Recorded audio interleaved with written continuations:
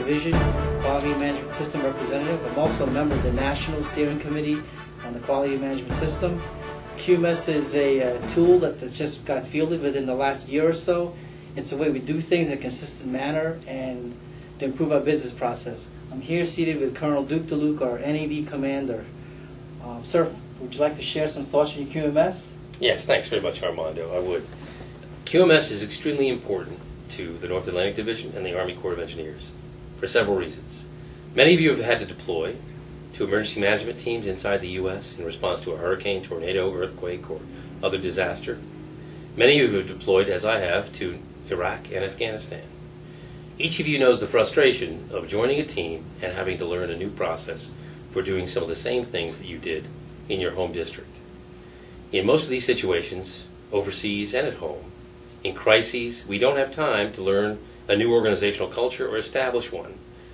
We are still deployed abroad, and we will always have emergencies at home that have to form ad hoc teams to execute functions in a high-stress environment, expecting to achieve results right away.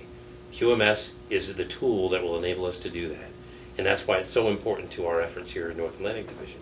Another thing that QMS will do, it's going to set up a structure that will promote regional work sharing. It's going to allow us to capture lessons learned better, refine a standard process year after year after year until it is so perfect is probably the wrong word, until it is so good that our organization truly is great. It's perceived as great by all our clients, and it obviously is great in the results that we're delivering and the timelines that we're delivering them under. The other thing that QMS will do is it's going to allow us to improve our efficiency, and because we will operate by a standard set of procedures, every client around the world, including some who interact with many districts, with multiple divisions, they will understand our processes. We will be more transparent to them. They will understand how we are working, why we're doing the things we do, and in the end, our clients will be much happier when they know that something is happening and they understand how it works. Lack of standardized processes equals a lack of transparency, and that is not good for any governmental organization in America, including this agency.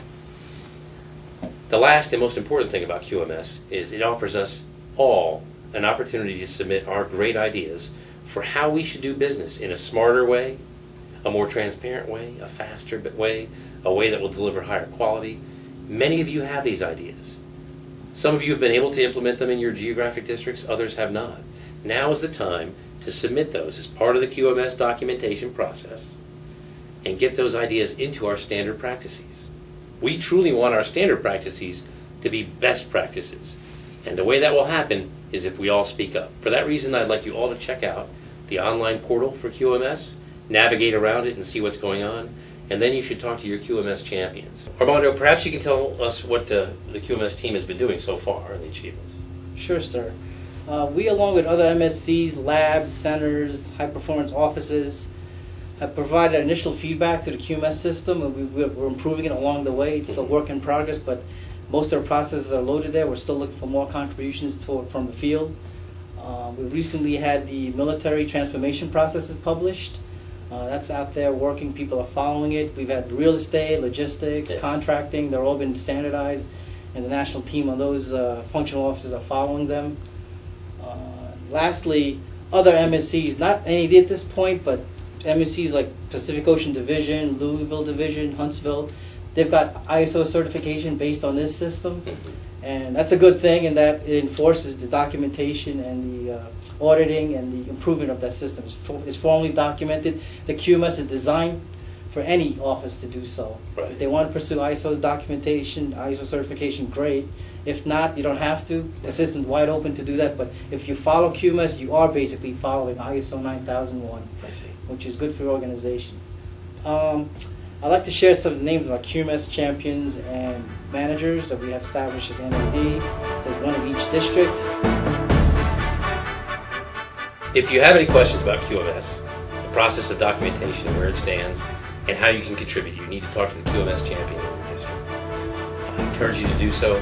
I hope you were able to understand why we think this is so important to the Corps, to its mission, to the Army, really to the joint military force, our missions overseas, as well as our responsibilities to help in emergencies at home. And Wow, sir, you're really committed to QMS. I thank you for your interview here. Thank you, Armando, for all the work that your team is working on, and thank you for the work that you have done and will continue to do so that we can achieve all our goals in the USAID's quality management system.